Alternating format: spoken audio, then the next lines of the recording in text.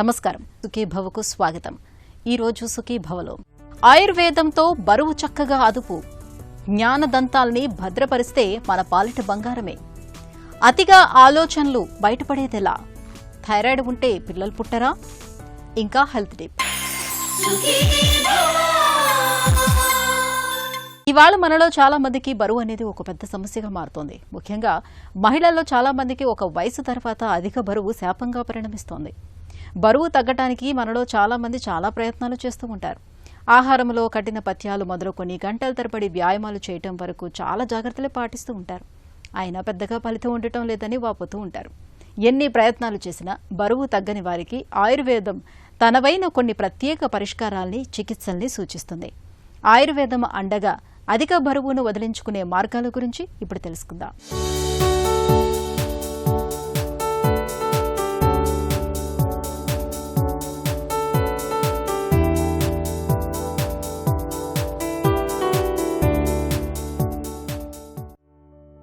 ఎంత చెట్టుకు అంత గాలి అన్నది మనకు తెలిసిందే. ఇదే సూత్రం మన శరీరానికి వర్తిస్తుంది. బరువు పెరుగుతున్న కొద్దీ మన శరీరానికి సమస్యల తాకిడి కూడా పెరుగుతూ పోతుంది. అధిక బరువు, స్థూలకాయం అన్నవి ఇవాళ మన ఆరోగ్యానికి రాహుకేతువుల్లా పరిణమించాయి. బరువును తగ్గించుకునేందుకు మనలో చాలా మంది చేయని ప్రయత్నం అంటూ ఉండదు. డైటింగులు, ఉపవాసాలు, ఆహారంలో మార్పులు, వ్యాయామాలు, యోగాసనాలు, ఏరోబిక్స్ ఇలా ఎన్నో ప్రయత్నాలు చేస్తుంటారు. అయినా చాలా సందర్భాల్లో బరువు తగ్గడం అనేది అసాధ్యంగా ఉంటుంది. కష్టపడి కేజీ బరువు తగ్గితే మరికొన్ని రోజులకే 5-6 కేజీల బరువు పెరిగిపోతుంటారు. అయితే ఇలా బరువుతో అవస్థలు పడేవారికి బరువును చక్కగా అదుపులో ఉంచుకునేందుకు ఆయుర్వేదం తనవైన కొన్ని ప్రత్యేక చికిత్సల్ని చెబుతుంది. బరువు పెరగడం అనే సమస్యని ఆయుర్వేదంలో స్థూల వ్యాధిగా చెప్పారు. పిల్లలైనా పెద్దవాళ్ళైనా ఎవరైనా కానీ, ముఖ్యంగా చిన్నపిల్లలు 13-14 ఏళ్ల నుంచి బరువు పెరుగుతున్నారు. చిన్నప్పుడే ఉంటారు కొంతమంది, కాకపోతే అది వేరే రకం. అది కొంతమంది సడన్గా బరువు పెరిగిపోతూ ఉంటారు. ఎందువల్లంటే మానసిక ఒత్తిడి లాంటి సమస్యలు కూడా ఉంటాయి. కాబట్టి ఏది కారణం అనేది చూడాలి తల్లిదండ్రులు. దానికి తగ్గట్టు వాళ్ళకి ఆహారం నియంత్రణగా, అంటే ప్రాపర్గా పెట్టడం ద్వారా వెయిట్ తగ్గుతారు. ముఖ్యంగా ఆహారంలో పిండి పదార్థాలు లాంటివి, షుగర్ లాంటివి, అలాగే నూనెలు, అంటే ప్రాసెస్డ్ నూనెలు లాంటివి బాగా తగ్గించి, ఏవైతే మనకి మనం పట్టించిన నూనెలు ఉంటాయో, అంటే ఒకటే రకం వాడకుండా మార్చి వాడడం ద్వారా వాళ్ళు బరువు కొంతవరకు నియంత్రించుకోవచ్చు. అలాగే ఆహారంలో కొంతమంది ఫాస్టింగ్ లాంటిది, ఈ మధ్యకాలం ఇంటర్మీడియట్ ఫాస్టింగ్ లాంటివి చేస్తున్నారు. ఫాస్టింగ్ ఇంటర్మీడియట్ ఫాస్టింగ్ చేయొచ్చు, కానీ అధికంగా ఫాస్టింగ్ కూడా చేయొద్దని చెప్తుంది ఆయుర్వేదం. అదేవిధంగా అధికంగా వ్యాయామం, అంటే చాలా అధికంగా వ్యాయామం చేసినప్పుడు వాళ్ళకి డిప్రెసివ్ కండిషన్ వచ్చి మళ్ళీ తినేస్తూ ఉంటారు. అలా కాకుండా మితంగా వ్యాయామం చేసుకుంటూ, మితంగా ఆహారం తీసుకుంటూ, వాళ్ళ యొక్క సిస్టమ్ని అర్థం చేసుకుని దొరికే ఫుడ్ని తినడం ద్వారా కూడా వాళ్ళకి ఉపయోగపడుతుంది. ముఖ్యంగా ఏంటంటే ఈ యొక్క ఇన్సులిన్ రెసిస్టెన్స్ ఏర్పడేది చాలా మటుకు రైస్ ద్వారాను, వైట్ ఫుడ్ ఏదైతే ఉంటుందో దాని ద్వారా వస్తుంది. కాబట్టి అవన్నీ బాగా తగ్గించేసి టైమ్లీ ఫుడ్ తీసుకోవాలి. చాలామంది 3-4 సార్లు తింటూ ఉంటారు. అదే ఒక సందర్భంలో తినచ్చు అని కూడా చెప్పారు. కాకపోతే ఇప్పుడు ఏదైతే ఇంటర్మీడియట్ ఫాస్టింగ్ అనేది ఏదైతే చెప్పారో 8 గంటలు గ్యాప్ ఇవ్వడం, అంటే పొద్దున్న సూర్యోదయం టైంలో 10 గంటలకి భోంచేస్తే మళ్ళీ సాయంత్రం 6-7ంటికి భోంచేస్తే సరిపోతుంది. అది మధ్యలో ఏదైనా గ్రీన్ టీ లాంటివి తీసుకుంటూ, ఏదైనా లైట్గా ఏదైనా పల్లీలు, ఉడకపెట్టిన పల్లీలు లాంటివి, లేదా మొక్కజొన్న లాంటిది కొంచెంగా తింటే కనుక బరువు పెరగరు. అలాగే ఎప్పుడైతే భోజనం చేశారో వెంటనే పడుకోకూడదు. అర్లీగా పడుకోవాలని కూడా శాస్త్రం చెప్తుంది. 8:30-9 పడుకుంటే కనుక పొద్దున్న 4-5 లేస్తారు. అది చాలా చాలా మంచిది హెల్త్కి. అర్లీ మార్నింగ్ ఎవరైతే లేస్తారో 4-5 గంటలకి వాళ్ళకి మెటబాలిజం చాలా బాగుంటుంది. వాళ్ళు బరువు చాలా త్వరగా తగ్గుతారు. ఒక్కసారి కేజీలు తగ్గక్కర్లేదు. నెలకు 3 కిలోలు 2 కిలోలు తగ్గితే కూడా చాలు.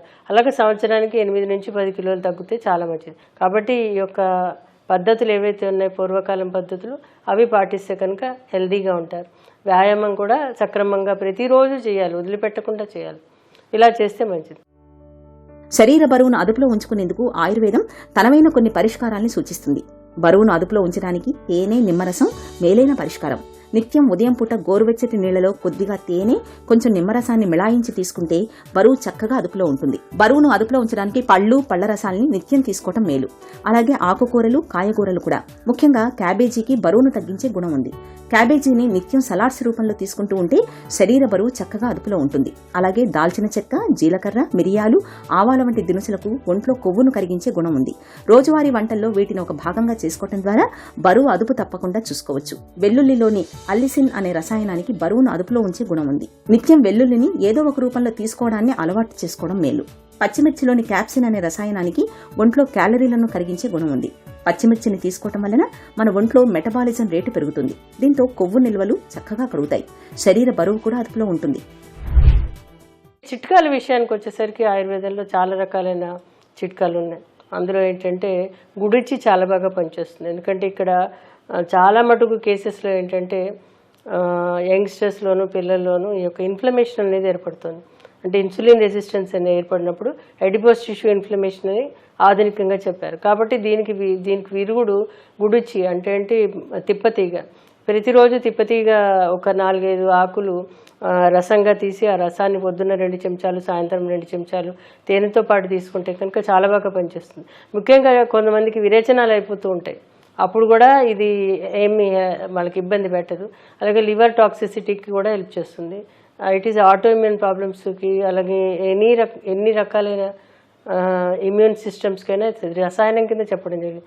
అలాగే త్రిఫల అనేది చాలా బాగా పనిచేస్తుంది. త్రిఫల పొద్దున్న ఒక 1/2 చెంచాడు, సాయంత్రం 1/2 చెంచాడు ట్యాబ్లెట్స్ దొరికితే పొద్దున్న 2, రాత్రి 2 ట్యాబ్లెట్స్ తీసుకుంటే కనుక చాలా బాగా పనిచేస్తుంది. అలాగే అభయ కూడా, అభయ అంటే కరక్కాయ, దీనిని యాజ్ ఇట్ ఈజ్ ఒక ఔషధం కూడా చెప్పడం జరిగింది. ఇది కూడా కరక్కాయని దంచి పొడి చేసి ఒక 1/4 టీ స్పూను వేడి నీళ్ళలో కానీ చల్లనీళ్ళలో కానీ వేసి తీసుకుంటే కూడా చాలా బాగా పనిచేస్తుంది. చికిత్సా విషయానికి వచ్చేసరికి ఆయుర్వేదంలో చాలా రకాలైన ఔషధాలు చెప్పడం జరిగింది.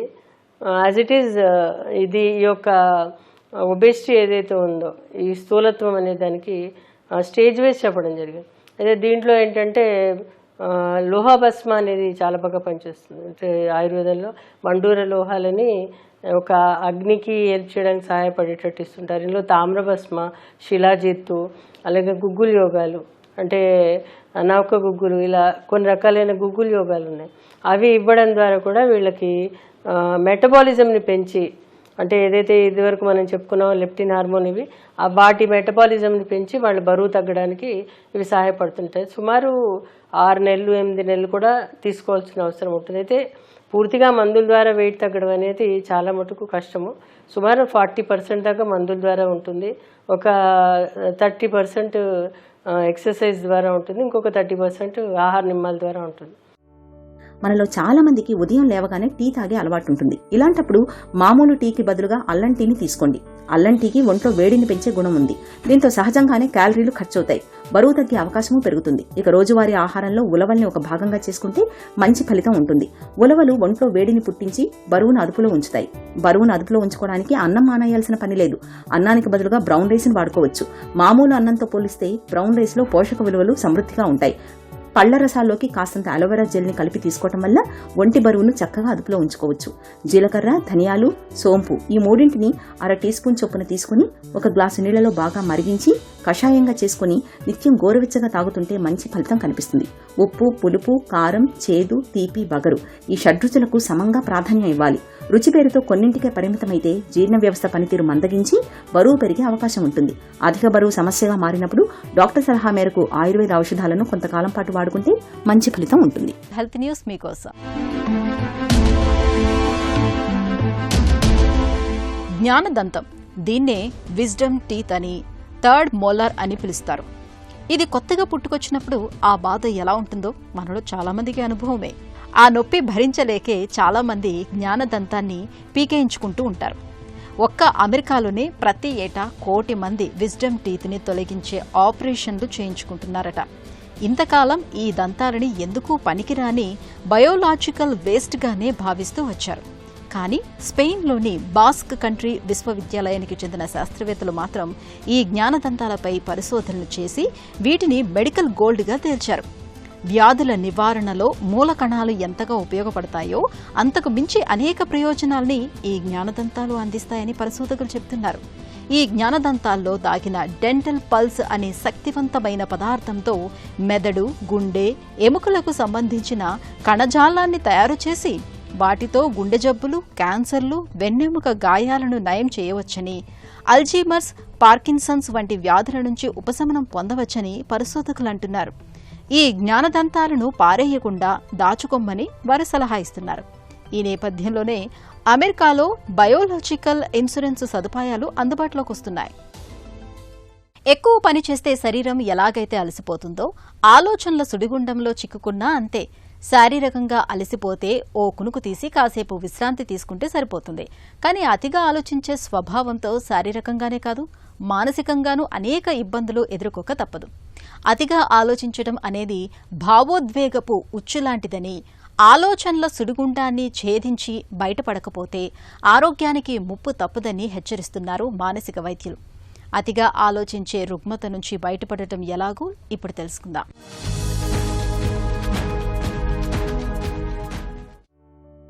ఆలోచించడం, బాధపడడం మానవ సహజమే. కానీ కొంతమంది జరిగిన వాటిని, జరగని వాటిని తలుచుకుని అతిగా ఆలోచిస్తుంటారు. చిన్న చిన్న వాటికి ఎక్కువగా ప్రభావితమవుతూ ఆలోచనల సునామీలో కొట్టుకుపోతుంటారు. వాటి నుంచి బయటపడలేక తీవ్ర ఒత్తిడికి గురవడమే ఓవర్ థింకింగ్. మన ఆలోచనలు కార్యరూపం దాల్చేలా, మనకు ప్రశాంతతను ఇచ్చేలా ఉండే ఆలోచనలు మంచివే. కానీ తీవ్ర గందరగోళానికి గురిచేసి ఒత్తిడితో మిమ్మల్ని చిత్తు చేస్తే అదే ఓవర్ థింకింగ్. అతిగా ఆలోచించడం అనేది అందరికీ ఉండే సాధారణమైన లక్షణమే.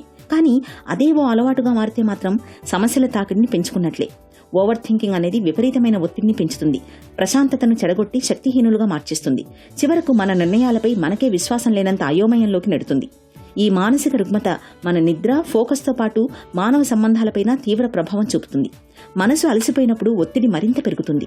దేని గురించైతే అతిగా ఆలోచిస్తారో మెదడు అవే ఆలోచనల్ని ప్రాసెస్ చేస్తుందట.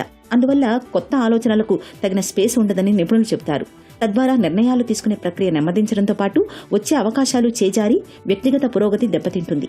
అతిగా ఆలోచించడం అనే రుగ్మత నుంచి బయటపడేందుకు కొన్ని జాగ్రత్తలు ఎంతగానో ఉపకరిస్తాయి. మనసులో వ్యక్తమయ్యే ఆలోచనలను ఓ పేపర్పై రాసుకోవడం మేలు. అతిగా ఆలోచించడానికి కారణాలను గుర్తించాలి. దేని గురించి ఆందోళన చెందుతున్నారో సంబంధిత అంశానికి సుమారు 15 నుంచి 20 నిమిషాలు కేటాయించాలి. ఆ సమయం ముగిశాక దాన్ని అక్కడే వదిలేసి వేరే అంశంపై దృష్టి మళ్లించాలి. తరచూ సంగీతం వినడం, వాకింగ్ చేయడం, ముఖాన్ని చల్లని నీళ్లతో కడుక్కోవడం వంటివి ఒత్తిడిని తగ్గిస్తాయి. ఒకే విషయం గురించి పదే పదే ఆలోచించడం అంటే ఒక వృత్తంలో గుండ్రంగా తిరుగుతున్నట్టే. చుట్టూ తిరిగి ఆలోచనలన్నీ మళ్లీ మొదటికే వస్తాయి. అందువల్ల ఆ వృత్తం నుంచి బయటపడి ముందుకెళ్లడానికి ప్రయత్నించాలి.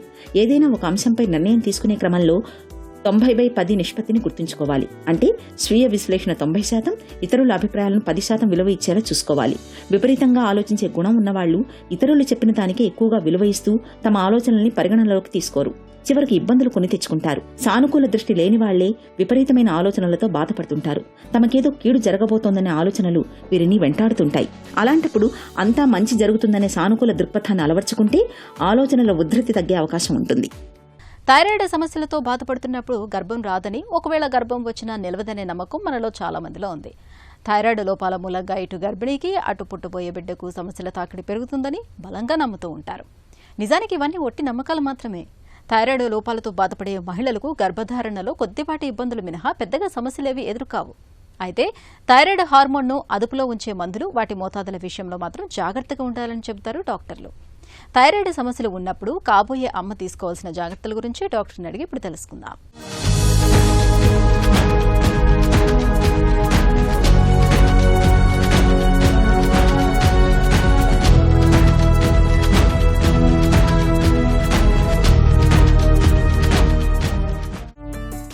థైరాయిడ్ సమస్యలు ఉంటే గర్భధారణ కష్టమా? థైరాయిడ్ ప్రాబ్లంలో 2 రకాలు ఉంటాయి. హైపోథైరాయిడిజం అంటే కనుక థైరాయిడ్ హార్మోన్ ఉండవలసిన దానికంటే తక్కువ ఉంటాం. హైపర్ థైరాయిడిజం అంటే కనుక థైరాయిడ్ హార్మోన్ ఉండవలసిన దానికంటే ఎక్కువ ఉంటాం. ఈ 2 రకాల ప్రాబ్లమ్స్లో ఏమవుతుందంటే పీరియడ్స్ ఫస్ట్ ఇర్రెగ్యులర్ అయిపోతాయి. సో పీరియడ్స్ ఇర్రెగ్యులర్ అయిపోయినప్పుడు ఓవులేషన్ అంటే అండం ఎప్పుడు విడుదల అవుతుంది అనేది మనం కనిపెట్టలేము. దానివల్ల ఇన్ఫర్టిలిటీ ప్రాబ్లమ్స్ వస్తాయి. అదే కాకుండా పిండం అతుక్కోవటం, గర్భసంచిలో అతుక్కోవటం కూడా ప్రాబ్లం అవుతుంది. సో దానివల్ల మిస్క్యారేజ్ అంటే అబార్షన్స్ కూడా ఎక్కువ జరుగుతాయి ఈ ప్రాబ్లం ఉన్నప్పుడు. హైపోథైరాయిడ్, హైపర్ థైరాయిడ్ సమస్యల్లో ఏది గర్భిణీలకు ప్రమాదం? ప్రెగ్నెన్సీలో హైపోథైరాయిడిజం అనేది చాలా కామన్. 100 మందిలో 10 నుంచి 15 మందికి మనం ఈ ప్రాబ్లం చూస్తూ ఉంటాము. హైపర్ థైరాయిడిజం అనేది కొంచెం రేరు.